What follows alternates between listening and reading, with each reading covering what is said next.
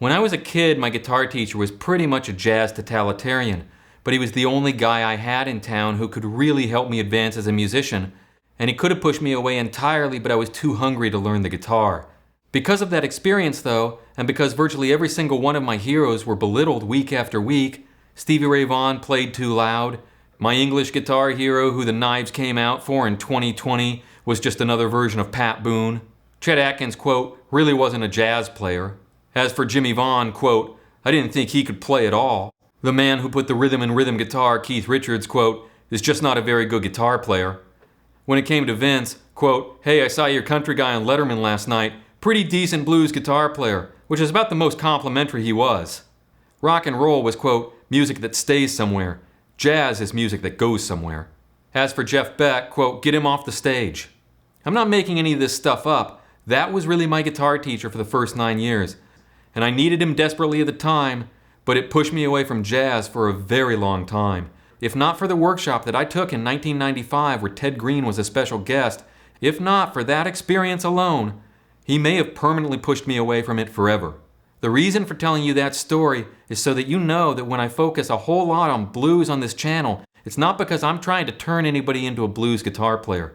But the reason that I'm showing you things through the context of a blues is because I truly believe in my heart, and I know through my mind and experience and a lifetime at the guitar, that if you can master a blues form, then you can learn anything that's any part of American music. If you can master blues concepts, then if you want to make things more complex and add more chords, then you can get into Wes Montgomery and something like Twisted Blues would make sense. If you want to straighten things out and play more on top of the beat, then you've got the 1960s rock era. If you want to put it on acoustic guitar and take it to Hank Williams, then you've got American country music. Harmonically, the form is very simple, which makes it an excellent springboard for communicating concepts, and to immediately put them into a real-world scenario where you're actually making music instead of stuck in your head. So in order to give you immediate real-world uses, I want to introduce you to a fairly advanced concept today that we're going to make very simple. So first I'm going to show you just where to put your fingers, and then I'm going to give those with a little bit more foundation who want to take this further the keys to take this into your own hands and advance with it through any key that you want to.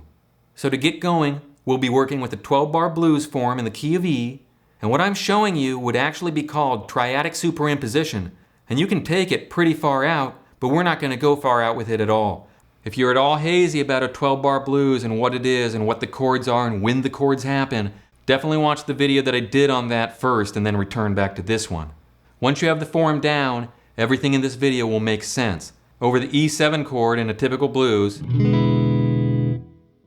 if you don't want to just do a typical shuffle rhythm,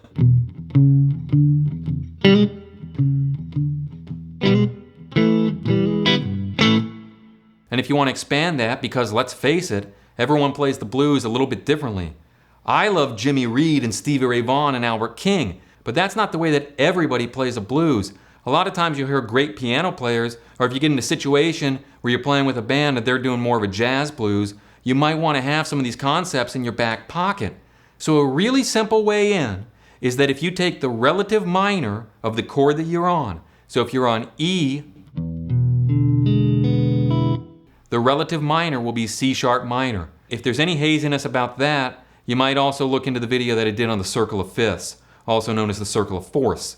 But if you take the relative minor, play that first, and then move it down 2 frets, you'll get a very usable sound that actually was used by Stevie. This is not at all going out into the deep end with complex jazz harmony. Instead of the E7 like this, I want you to go this triad. It's C sharp minor. Put your fingers here. That's 6th fret on the 4th string, 6th fret on the 3rd string, and 5th fret on the 2nd string. That's your C sharp minor triad. You're going to play it first, and then move it down 2 frets, fingers in the same shape. Skip the next fret down, play the 2 frets down. The end result is you're going to get. So if the bass player is shuffling on the E, I'll just play a low E string to give it context.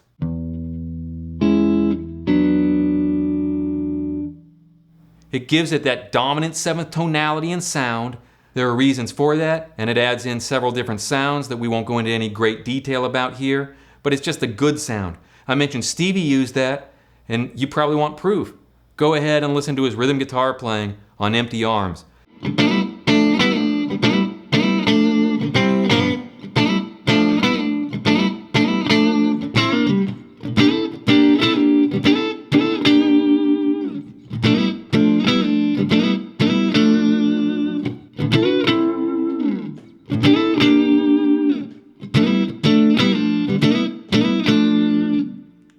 That's the same thing. That's triadic superimposition.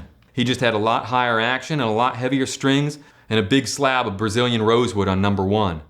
Now, one of the reasons why things like this work well is that a lot of times chord voicings on the top 4 strings are really all you need depending on the context that you're working in. You got to remember frequencies. A lot of times the lower range of the guitar will overlap with the upper range of the bass and the middle register of the piano. So a lot of times when playing rhythm guitar and chordal phrases, the top 4 strings are where it's at. There's a use for the other strings in certain kinds of music, folk music, country music, very heavy rock stuff. But in terms of fitting into a group context in an ensemble, it's good to have a really solid command of the top 4 strings. So if you can play the C sharp minor to B minor on strings 2, 3, 4, just grab the triads on strings 3, 2, 1 also. See if you can then grab it further up the neck on 4, 3, 2.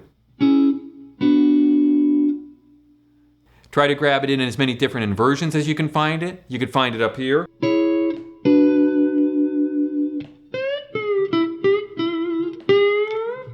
Yes, I do like Albert King. That particular shape of the triads is the shape that Stevie used in Empty Arms that I was mentioning just a moment ago.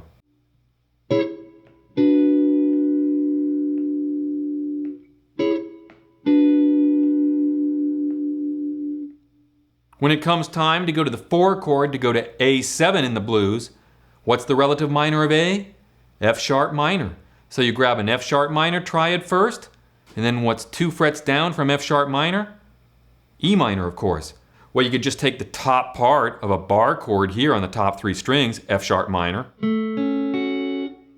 to an open E minor on the top 3 strings.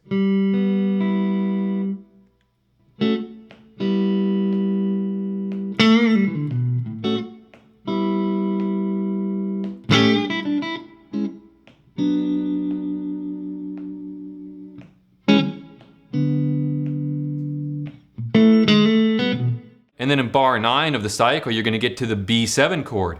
Well, what's the relative minor of B? G sharp minor. So you could go, there's a G sharp minor bar chord here.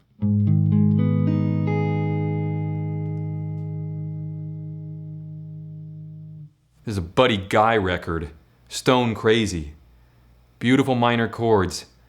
Played kind of slowly.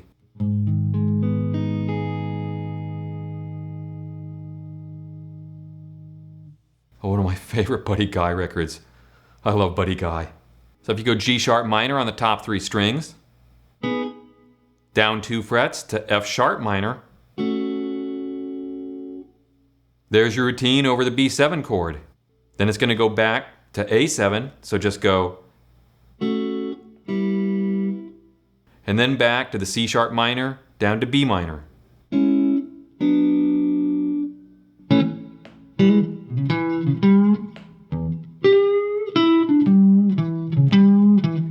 You've just superimposed 2 chords throughout the entire 12-bar blues form in E. I like a lot of triadic superimpositions, and there are a lot of great sounds in it that are not at all the monopoly of jazz. Paul Simon, I Am a Rock, a bazillion Rolling Stones tunes, things Joni Mitchell was playing. The 4-1 sounds good too. Flat 7 over the 1, but I don't want this to get too complicated or be too much, so we're just going to leave it at that very simple relative minor, down 2 frets to the 5 minor.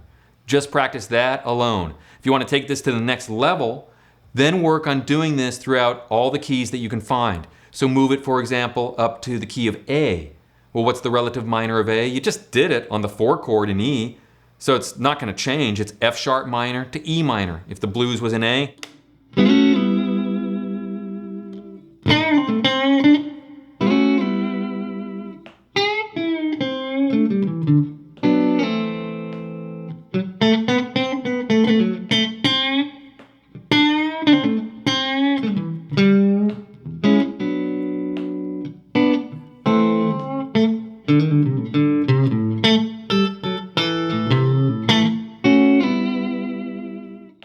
just keep moving it around that way. The circle of fifths is a really great practice tool.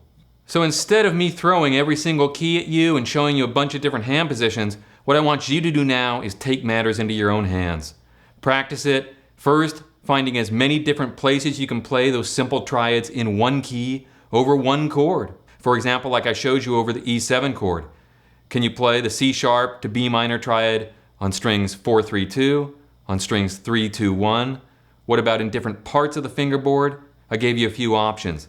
Then when you move on to the 4 chord and you're putting those triads over the A7, find the different places you can play the triads there. I personally don't like the sound that much of open strings ringing out on electric guitar. So when I showed you over the A7 going,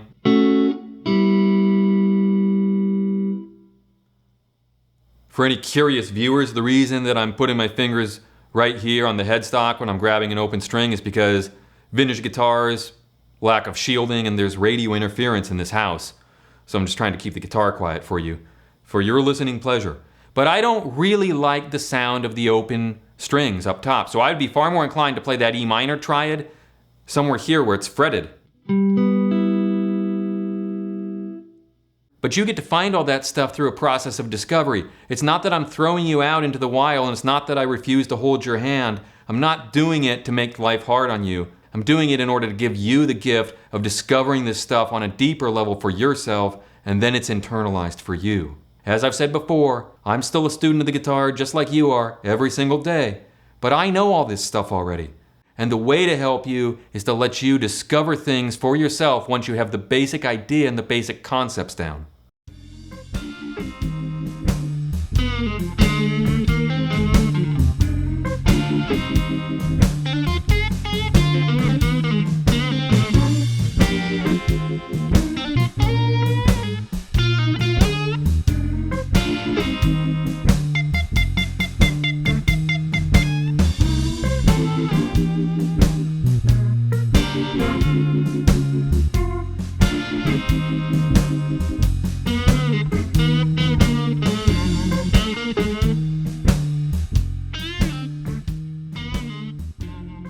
So I hope that helps you to dip your toes into the water without getting scared off by theory books or overly technical advanced explanations. You can take this stuff much further. If you've gotten something valuable out of this and you haven't yet subscribed, consider doing so and hitting the notification bell so that you'll get the update the next time I upload. There's also a free email list that you can sign up for over at fretboardplayground.com. And as the email list grows, from time to time I'll be sending the email list members some exclusive content that won't be available here on YouTube. So enjoy the process. We're all students of the guitar every single day. I'm convinced that Jeff Beck would have kept getting better every single day of his life, even if he'd made it to 100 years old. Every single one of my inspirations never said, well, now I've got this thing down, it's good enough. We all keep growing and advancing every single day. That's the mindset of a true musician that AI can never touch. Have a lot of fun with it along the way, and I'll see you again the next time.